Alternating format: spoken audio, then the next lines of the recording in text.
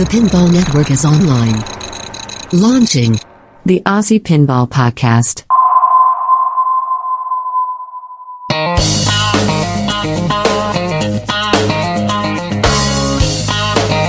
Hello, and welcome to episode 7 of the Aussie Pinball Podcast. And playing us in this week is that fantastic Aussie-American-based country legend Keith Urban playing Walkin the Country.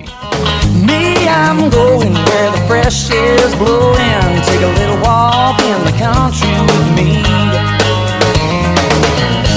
And although I'm not a country music lover myself, this is a favourite of this episode's guest, Rob Milla from Townsville. Rob is the current standing Australian Pinball Champion, having won the title in 2020, just before the dreaded COVID shutdown. And this episode we'll chat to Rob about life in North Queensland, his pinball hobby, his restorations, his possum finds, and how to clean a machine properly with a garden hose. Hope you enjoy. Come on now, walk in the country. And we have as our guest Rob Milla from Townsville, who is the current, probably the longest reigning Australian champion, because we had to skip a year due to that nasty bug that came around, but the current Australian Open Pinball champion who resides in beautiful, sunny, hot, stinking hot Townsville. How are you, Rob? Good, thanks, Dr. John. Lovely to talk with you. I'm pretty happy about that long-running Australian champion title, even though I've got it through means other than my own skill. I'll still claim it for a couple of years. And somewhere in the background there would be the largest Australian Pinball Championship trophy ever built, because I organised it. Yeah. I'm hoping your children were happy when that thing came home in 2 or 3 pieces. Well, I certainly couldn't bring it home on the plane with me, so we had to get Bill, the legend of pinball transport in Australia, to bring it up in his big-ass van, because it was the only way it could fit. That's good. That was a fun time. That championship came down to the wire against one Peter Watt. Yeah, who will be also appearing on the podcast in the near future. But congratulations for that. But enough about competition, because people don't like talking about competition unless you're actually in the competition, which is fair enough. So what can you tell me about Townsville? What is it? How long have you been in Townsville? Are you born and bred, or did you migrate north? No, I was born in central west New South Wales in a very cold place called Orange that grows no oranges but plenty of apples and cherries. Grew up on a farm there and went to university in Toowoomba, which is not too far from Brisbane where you are. And then about 20 years ago, moved up to Townsville. I didn't even know where the place was. For people that don't know the geography of Australia, it's very large. We're about 1,200 kilometres north of Brisbane, so in the dry tropics. I remember when I lived in Townsville for 3 years in my army days, and I always loved the people from Melbourne, including one Ryan C. said this to me once. He said, I'm coming up to Brisbane for a week's holiday. I might pop up and see you. And they don't quite realise it's actually further from Brisbane than Melbourne is. Yeah, that's Cairns exactly right. Townsville's nearly as far. But 4 hours for us to get to the closest town, pretty much. Cairns is 4 hours north and Mackay's 4 hours south. That's major centres, so a fair bit of travel distance. I used to like to think of it as a roulette game. Driving on the road between Townsville and Cairns, when you see a puddle after a bit of rain, is it a puddle or is it a 4-foot deep pothole? So it was always an interesting drive north. That's it. And remember that we measure rain in metres up here as well. So, I think Innisfail north of us gets over 4 metres of rain per year. Now, Tully's not going to be happy if you say Innisfail's the wettest, because I'm sure the Tully locals wee in their rain gauge, so they keep the record as Australia's wettest town. What do you think? Yeah, I think there's a fair bit of rivalry that goes on there. But anyway, we get about a metre where we are. So, we're due for about 300 or 400 millimetres in the next couple of days. And then it'll be back to the beautiful, fine weather. So you're a country boy. It doesn't sound like a lot of city living going on there. What dragged you from the metropolis that is Toowoomba up to Townsville? Purely employment. I was finishing uni, tried for some work experience, and they said, no, we won't give you work experience, but do you want a job? And it was my best job interview ever. I said yes, and they said, right, sounds like you're the right person for the job. How much do we have to pay you? And that was the end of the interview for me, and I got the job. Wow. Now, going to give us a clue. Were you a fry cook at Macca's, or what were you doing at uni? No, so I did agricultural engineering at uni, and it was a job in the sugarcane industry, working with irrigation. So, since then I've been working with sugarcane farmers for the last 20 years. You're a doctor. Some people describe me as a plant doctor. Were you the one that came up with the solution for the cane beetle? I used to work for the organisation that did actually introduce the cane toad to try and eat the cane beetle, and it was massively unsuccessful. 1935, 102 cane toads are shipped to Australia to eliminate the beetles that are destroying the sugarcane crops. By the look of things, this sturdy fellow is ready to go to work. So 3 cheers and welcome, brave champion. Now, one of Australia's master strokes was to introduce the cane toad to eat the cane beetle. And of course, they came over to Australia and discovered they like to eat everything else rather than the cane beetle, and nothing could eat them. So we have a good cane toad problem, especially in North Queensland, but maybe all across to WA by now, I think. Yeah, that's correct. So I actually had a bus full of school kids. I took around the sugarcane growing area last week and was telling them exactly that story. But I did mention too, not every biological control agent is a failure like that. We've actually got some really good ones. What's some good ones in Australia? There's been one to control the prickly pear, and then we're working on some too to control some armyworms in sugarcane and corn crops. Armyworms? Yes. What the heck's an armyworm? A green grub that's about 2 inches long and can fly 200 kilometres in a night and almost obliterate a corn or sorghum crop in a few days' time. So we've got some native flies that actually come in and lay their egg inside its head, and then the little fly larvae hatch and eat the fall armyworm from the inside out. It's really cool. Finally, I'm a beautiful butterfly.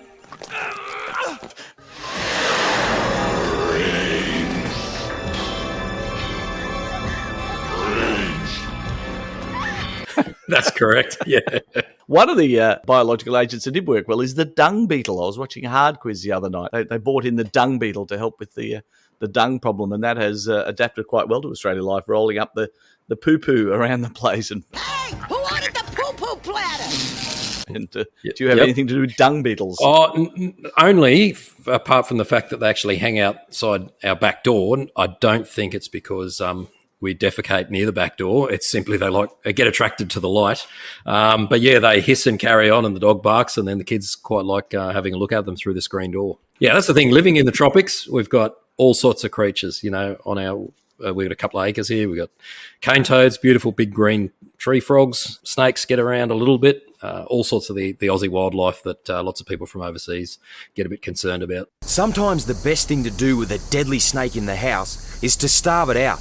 I'll have a look around, and then I'll tell the family just how to do that. Yeah, any snakes in the house? Yeah, I have actually had one. I walked out the back door and shut the door, and one dropped on my head from there. So myself and my wife gave a bit of a squeal, but got rid of him pretty soon after that. Townsville. Yeah, I always liked going out camping anywhere in Townsville. If you leave a light on overnight, coming back and just seeing the variety of stick insects, creepy crawlies that would be attracted to the light, same as the Milla backyard door. Yeah, it's a menagerie of insects. All right, so pinball. So you really started your pinball habit in Townsville, or was there a bit of prior experience? No, because we grew up in the country and I grew up on a farm, we didn't really have exposure. Like, I'm certain I would have seen them in shops. Yeah, never really played them. Maybe a little bit sad, but my wife and I actually on our honeymoon, there was a games room at the resort we were playing, and yeah, we played a fair bit of it, and I thought this is pretty cool. And it wasn't until maybe 4 or 5 years after that I saw a garage sale where a pinball machine was advertised. So I jumped on a motorbike and ran in there, and there was a Williams Flash, and it had $50 on it. I had zero idea what pinball machines were worth, and because I always like a bargain, I talked them down to $40. The machine turned on, but then that was it. And yeah, like I said, I knew nothing of the value or nothing how to fix them. They said, yep, they'd hold it for me. So I rode home on the motorbike and got the car and the trailer and went and picked it up. And between that hour and a half, apparently a whole lot of people had also wanted to buy the machine, but I'm thankful to that lady that she honoured her word.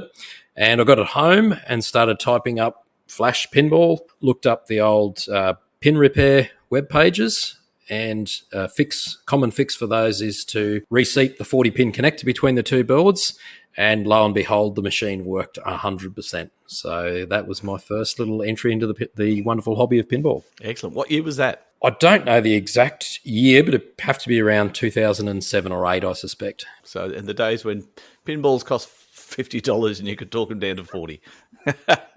And that started the disease that is pinball collecting? Yeah, correct. I then put a few wanted ads in the paper and got a few responses there. I think I got a Indiana Jones and a Star Trek. So again, I knew Indiana Jones from my brief searching on the forums trying to fix Flash was meant to be a reasonable machine. Didn't really know much about Star Trek Next Generation. But yeah, again, following my nose on the pin repair web pages, and a couple of Aussie Pinball forums, I managed to repair them and get them going. And then, started talking to Tony from the Pinball Shed and ended up buying quite a few machines through him, as well as plenty of finds up here in the tropical north. Excellent. So, Tony was a big importer of games, especially from Europe, who would come in and bring them in by container loads and do them up and then sell them to us. Yep. And I must admit, I always have a chuckle when people put ads up on whatever social media or for sale site and they say, it's not a Euro trash or container import rubbish. This is a good, solid Aussie delivered machine. Well, you could out-clever us French folk with your silly knees bent running about advancing behaviour. I'll wave my private parts at your aunties, you cheesy lot of second-hand electric donkey-bottom biters. I've got Euro machines that are absolutely amazing condition, and I've seen some Aussie machines that are pretty ordinary, and I've had a lot of experience with some of them. I bought a beautiful Doctor Who, which is an Italian import. What's the matter, you? Hey, gotta no respect. What do you think you do?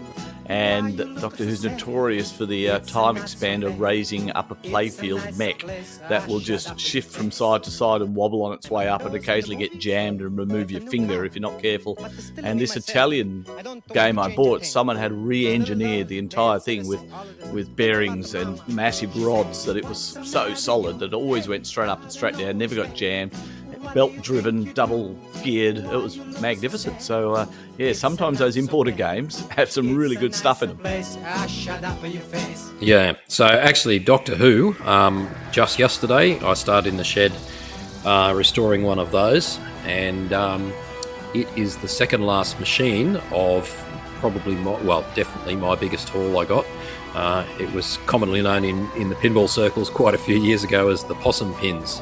So I managed to come across a stash of 14 pinball machines on Magnetic Island, which is about 5 kilometres off the coast of Townsville.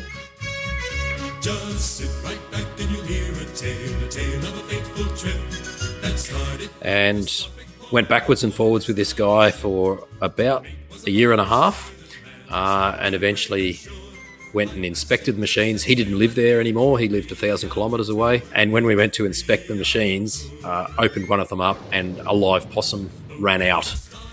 It was quite phenomenal. And the machines were in all sorts of disrepair. Cabinet bases falling out. Most of the boards had acid damage. And interestingly, I put a number of posts up on forums saying, what do you reckon? Most people said you wouldn't pay me to touch these. Well, I'll tell you what, it was a real adventure. Hired a trailer, went over on the barge to Magnetic Island, collected them all. It took about a day to get them out because we only had an opening that was about 1.2 metres square to get them out of this shed. And it was dark and, there was possums. Lucky you, possums! You're invited to my place for Christmas. There are gifts for everyone! But got them home. Opened them all up, aired them in my shed. Luckily, I had a bit of room in my shed then. And, started restoring. Like there was 2 Twilight Zones, 2 Doctor Who's, Addams Family, Creature, a couple of Getaways, Party Zone, 2 Fishtails, Dracula. Like a heap of really, really good fun 90s machines. And I guess that's what allowed me to expand my collection a fair bit and also get an incredible amount of experience doing restorations and repairs. Are you allowed to make people cry and say how much you paid for the haul? Oh, look, it was that long ago now. I don't think it matters. $2,000 for the whole lot. So it averaged out pretty good, $250 a machine or something like that. I could feel the tears flowing.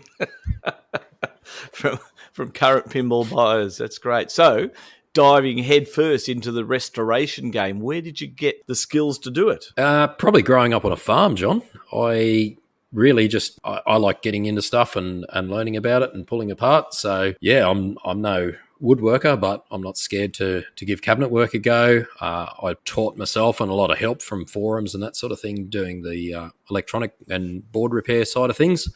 And then, yeah, just pulling mechanisms apart. I suppose if you've got half a mechanical brain on you, I find that stuff fairly intuitive and a little bit relaxing. It takes away from the stresses of your day job. So, yeah, I really enjoy it. And how do you go with part supplies, getting parts to Townsville? Yeah, mate, you know, we've got some pretty good Aussie suppliers here and those unusual parts. 4 candles. 4 candles. Here you are. 4 candles. No, 4 candles. Well, there you are, 4 candles. No, 4 candles. Handles for forks.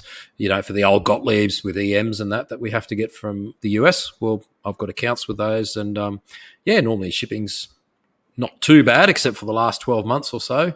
So, yeah, no, I haven't had big dramas, although sometimes you've got to get creative and make some stuff up yourself, which I quite enjoy the challenge of that. What happened with Medieval Madness? Was that one of the halls, or what did you do with that? Because I know I've played that at your house in an NBA cabinet. What can you tell me about it? Yeah, so a mate of mine that was living up here now, then, he's now on the Sunshine Coast, he'd been one of the very early people to do a medieval NBA fast break to Medieval Madness conversion. And so that sort of gave me some inspiration talking to him. And I bought an as-is NBA fast break that had all sorts of parts missing from it off the playfield, which didn't really worry me, from one of the importers, and pulled it to pieces and made my own Medieval Madness. So, yeah, it was certainly a challenge. Like, it was quite a few years ago now. I know a lot of the people who've done conversions have got an original beside them, whereas I didn't have that luxury. So, yeah, I just got a whole heap of photos off the net, other people on forums that had stripped down medievals from memory. The manual is a little bit useless. There's a few mechs that it doesn't even describe in there. And, yeah, I had to lathe up some of the axles and shafts for the gear, one of the gearboxes, I remember. But look, it was a fun project. It did take me quite a while because when I hit a bit of a roadblock, I'd just park it for a few months. So I didn't want it to stress me out. I wanted to really enjoy it. So yeah, after 18 months or a couple of years, I had a fully working Medieval Madness. I still haven't put the flashes in, and I still have an NBA cabinet with rusty legs on it. But hey, it's good fun to play. It sits in the lineup and it tells a bit of a story like it is. There'll be many an older pinball player that's happy there's no flashes in it. Yeah, that's correct. Nothing better than being blinded by flashes going off everywhere. But Medieval's not too bad for it. Just more of the modern games can really hurt the eyes. There was a post on one of the Aussie forums about the best way to clean out a game if it was a bit dirty. Can you tell us, number one, what the post was, and number two, the reactions you got from it? Yeah, so what happened, I had a machine on my trailer and I thought, everyone's asking me for pinball tips. And I thought, well, quite a few people want to know how to clean a playfield. So I started off the clip, and maybe you can link it in the show notes, of that some people like to use Novus, or Nifty is a product we use here in Australia that's quite good. And then I went to say, but look, my favourite tool is the good old garden hose.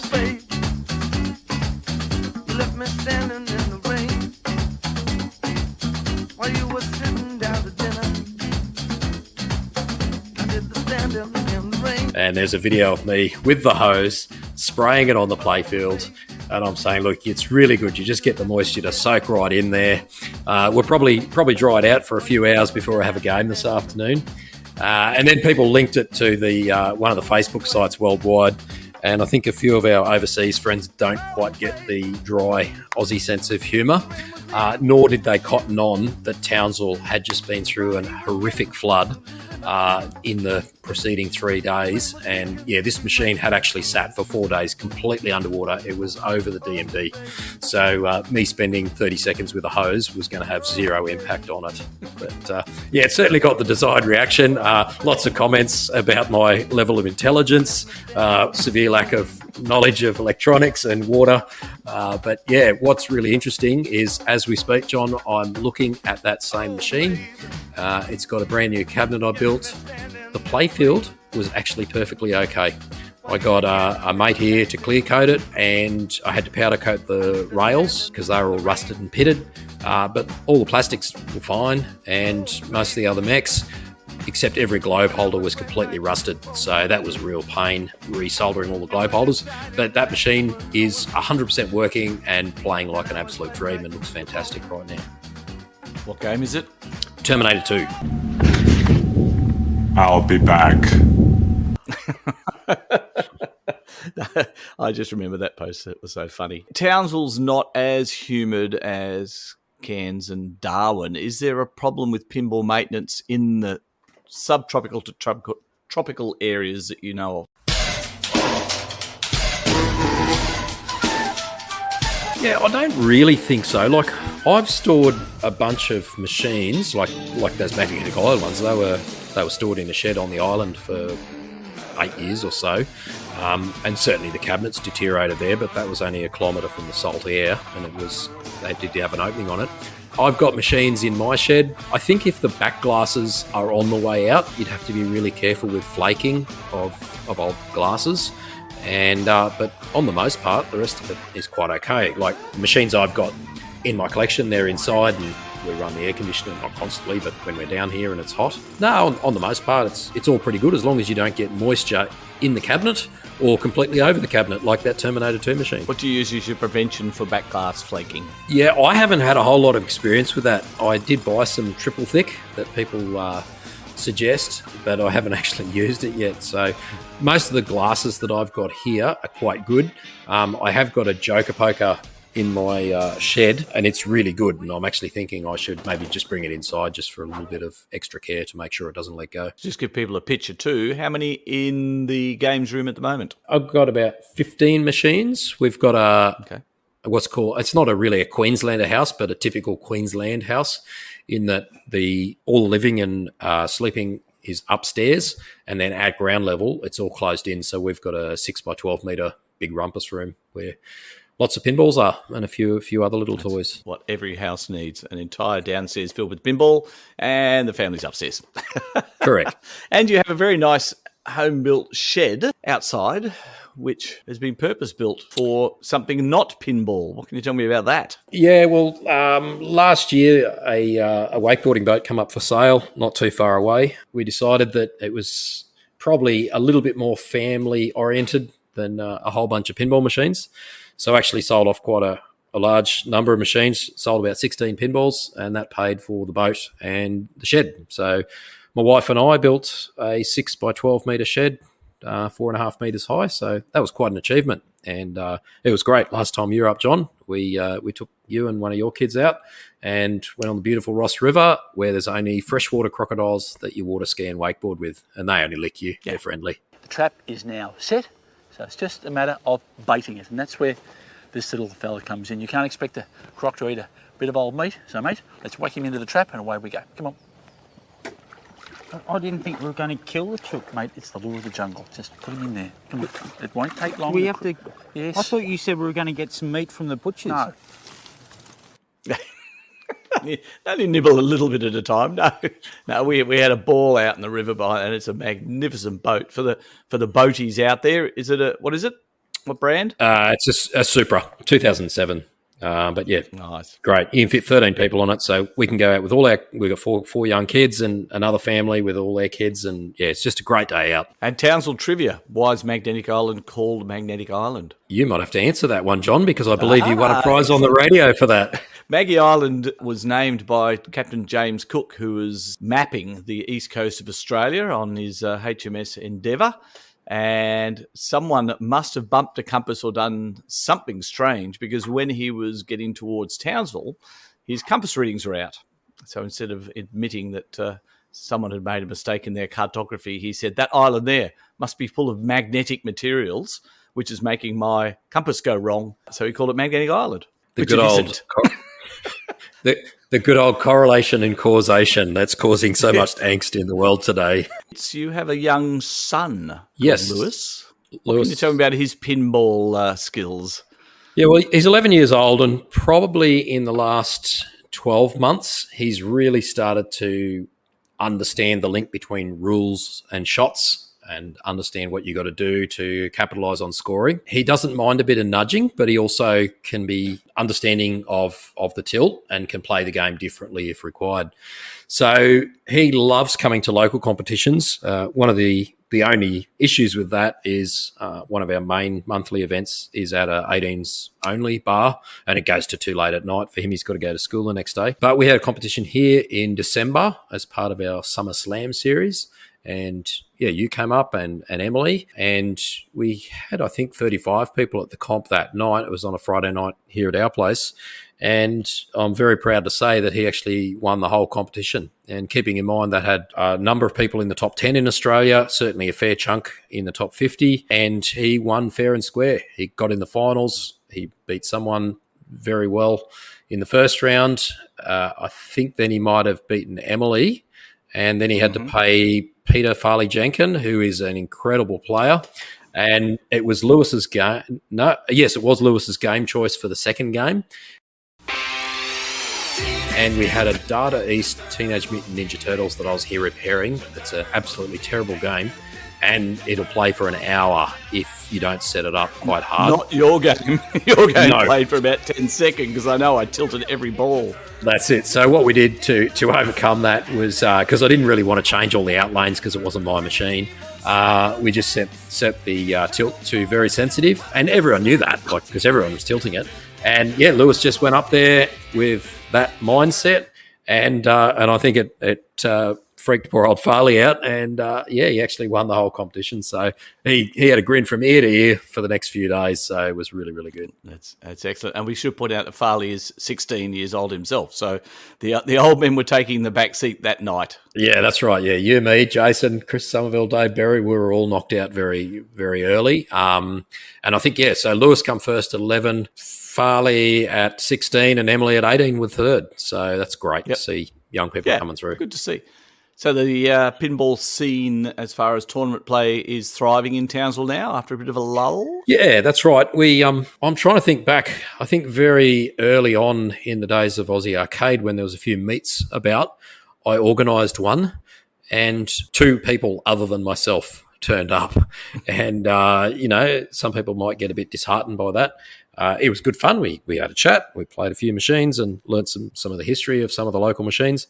And anyway, kept persevering, and then I had another meet, and we had about 10 or 12 in that. And I think that was the first IFPA competition that I hosted. And then another guy got involved, and suddenly we started getting 12 or 15 out here. And then Alex started having comps at his place as well. And then Jason opened up his venue in town after he bought a few machines from me and elsewhere around the place. So now we've got 4 venues that have really got quite a varied collection of machines in Townsville, and there's at least one competition a month, and often more than that as well. A thriving scene with a lot of very good collections. My favourite Alex story from his house was the Summer Slam meet about 5 years ago, where he had the pole in the middle of his games room for people to practice pole dancing, and one chap discovered the joys of fireball, did some pole dancing, didn't turn up the next day for the pinball tournament until lunchtime with his leg in plaster and on crutches. And we said, what happened? He said, well, apparently while I was pole dancing I broke my ankle. We didn't realise until he got up in the morning and went to stand on it. So fireball, pinball and pole dancing do not combine well.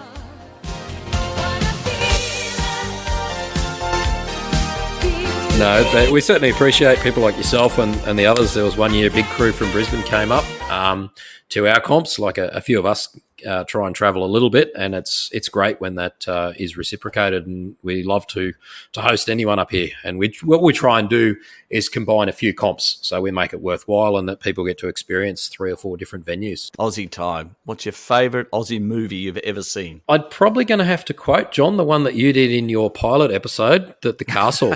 I'm sitting in my pool room right now. Yeah. I don't know. I saw it when I was in university, and I had no idea what to expect. I had a mate who worked in the movies, and he'd just get us all in for free that went to uni with him. And he said, hey, go and see this one. I hear it's pretty good. And I just laughed the whole way through. This is going straight to the pool. It's exactly the sense of humour that really gels with me. How's this, boys? Woohoo! What do you call this? Chicken. So many great quotes in it, and a bit of a story of the Aussie battler and sticking it to everyone else. Your second favourite movie beside The Castle would be? Probably The Dish, which was almost a sequel to The Castle. Not quite as laugh-out-loud funny, but still some really good humour in it. So what's this all about? We've got the moonwalk. Eh? The moonwalk? What'd they pick up?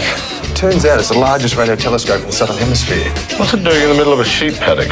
Which town is part of the Apollo 11 mission? Parks. The people at this place, they know what they're doing? I believe so. Bloody will hope so. I mean, no offence, but the Americans spend billions of dollars to let us watch man walk on the moon, and in the end it falls to you blokes. I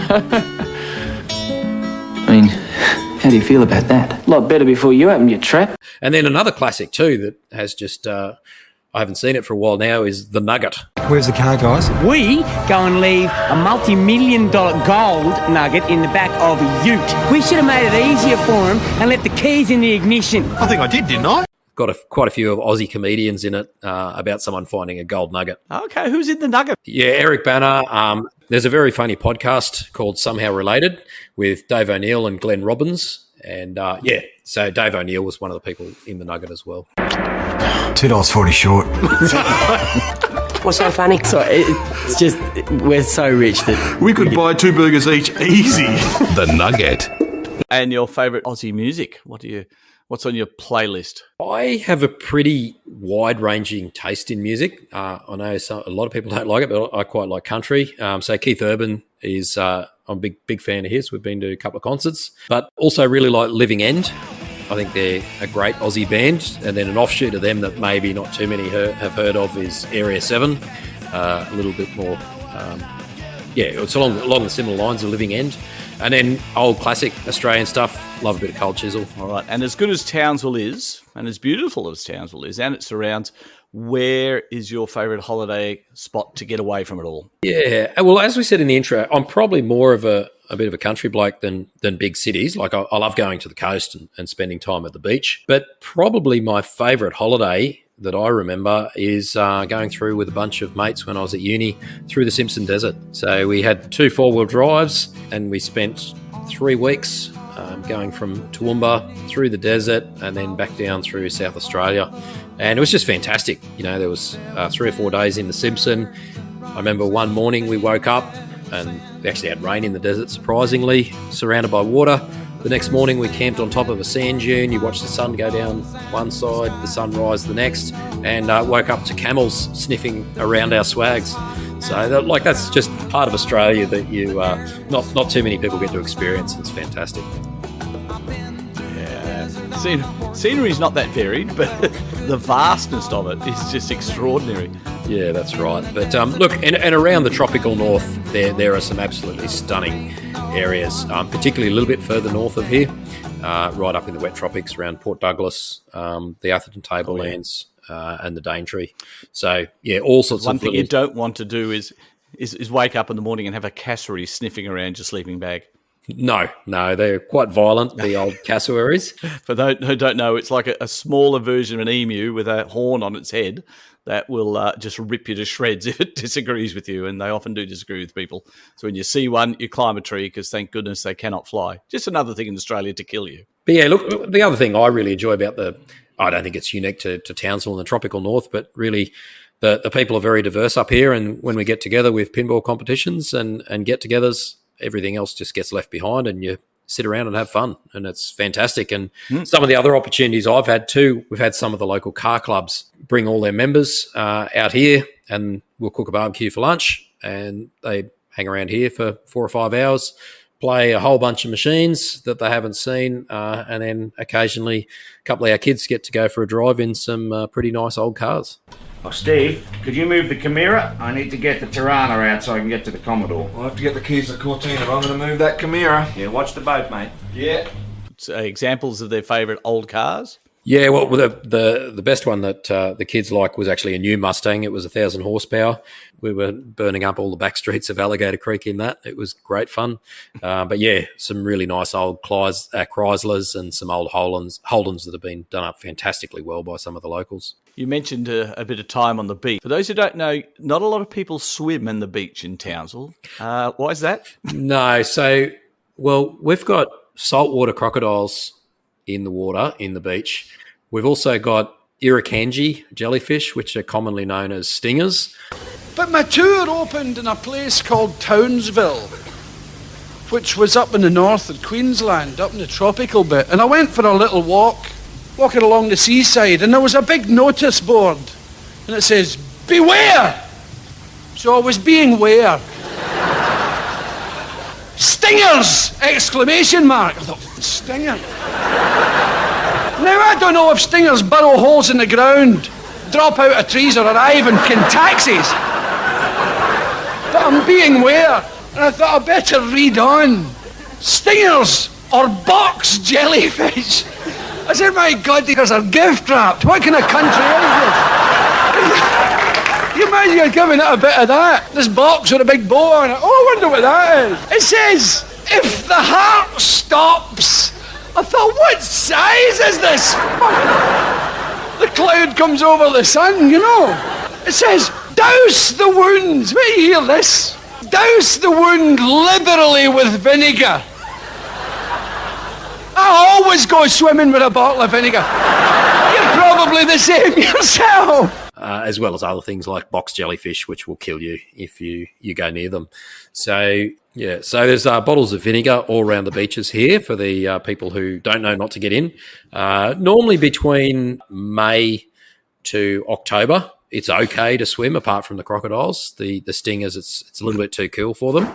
And during the stinger season, some people, if they're really keen to get in the water, they'll put on a lycra suit that covers them from head to toe and go for a swim. But to be honest, you're better off going to a freshwater creek or your backyard swimming pool. So only the smaller crocodiles and slightly less venomous snakes are in the freshwater creeks. That's right. Well, actually, out here, our little suburb's called Alligator Creek. In one of the floods that we had a couple of years ago, we had water go over everything. Yeah, one of the locals ended up with a little crocodile that was about 20 centimetres long in their swimming pool from the floodwater.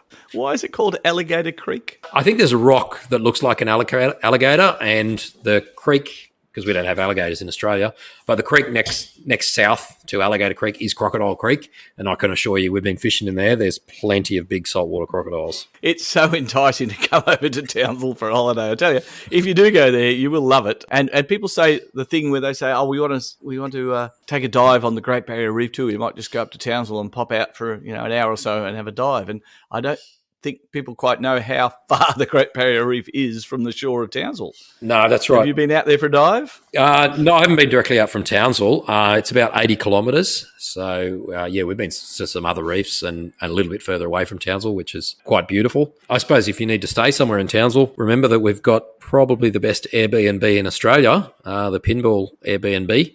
And one of the local guys has got a house that you can rent out. And I don't know, there's probably 14 or 15 pinball machines in a downstairs area, which we use for competitions sometimes. So it's fantastic. We stayed there in January with the family, and it's extraordinary. And if you ask him really nicely, he'll even put a keg on the bar for you downstairs. But it's not on Airbnb website, so don't look for it. Contact myself, Aussie Pinball Podcast @gmail.com, or Rob or Jason in Townsville via the forums or Messenger, and you can do your bookings directly with Jason at his house. And it's worth it. Pool in the backyard, foosball table upstairs, 3 bedrooms, kitchen, and it's a walk to the Strand, which is the major touristy beach bit that you can look at the water and go, that would be nice to swim in. There is a very slimy rock pool you can wade through. Yeah, no, look, it's all right. You can go for a swim there, but no, they've done a lot of work in Townsville too. Like after one of the cyclones, we haven't even talked about that. We get cyclones every couple of years here. It wiped out the foreshore area, and they spent a lot of money importing sand and really doing up the gardens. And it's really nice. You're going for a walk there with the family, go for a ride on the bike. It really does feel like you're in a bit of paradise. All right, mate. Well, thank you for your time. No dramas. Right out. You're doing a good job, mate. Good, mate. Okay. All right. Thank you very much. Catch up, boy. And that's it for this episode of the Aussie Pinball Podcast. I hope you enjoyed hearing all about life in tropical North Queensland. And I'll leave you with a classic Aussie song by Russell Morris called The Real Thing. The song was featured in the film The Dish. The Australians who have been around long enough. It was written by the Johnny Young and produced by one Ian Molly Meldrum. Don't forget, all feedback is welcome at aussiepinballpodcast@gmail.com, and I'll catch you all in a couple of weeks. Hooroo. Come and see the real thing, come and see the real thing, come and see. Come and see the real thing, come and see the real thing, come and see. There's a meaning there, but the meaning there doesn't really mean a thing. Come and see the real thing, come and see. Thing, come and see. I am the real thing.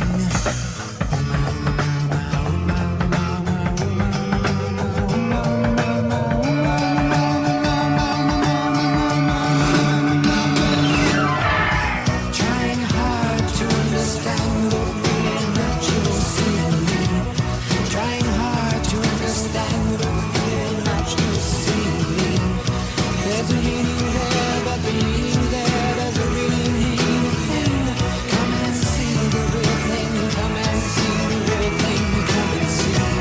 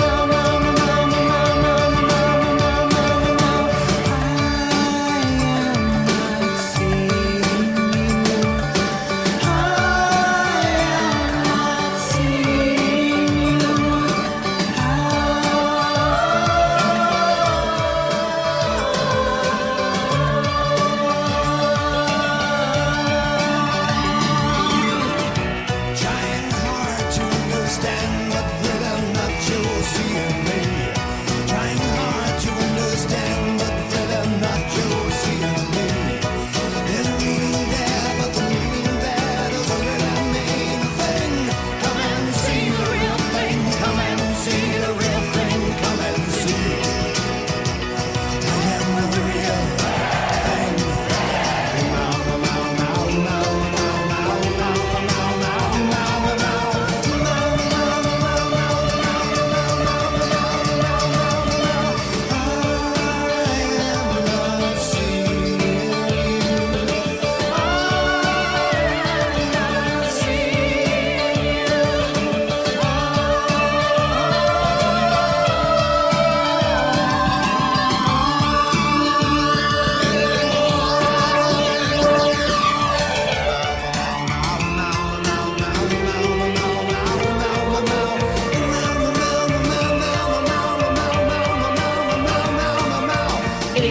Have gone by since Ceausescu was overthrown, yet there now emerges evidence that in at least one area, Romania's new leaders are equally guilty of neglect, if not outright barbarism. This is a place designed to get rid of these children.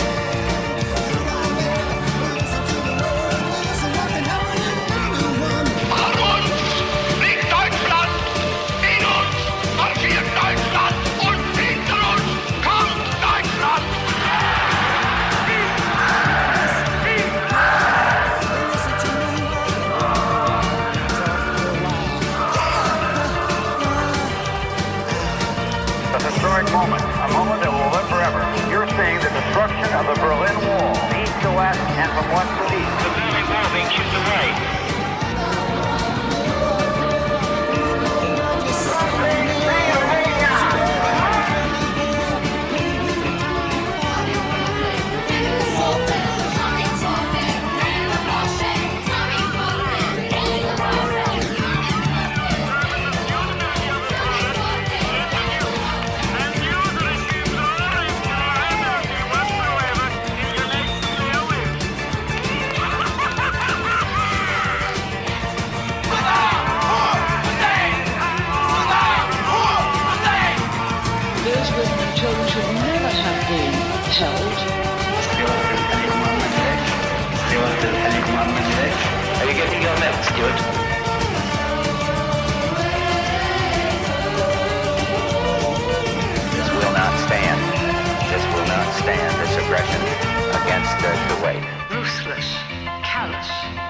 are those of Saddam Hussein.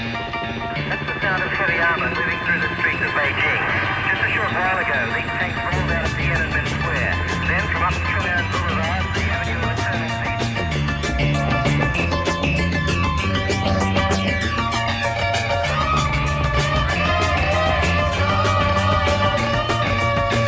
If we let it succeed, no small country can ever feel safe again.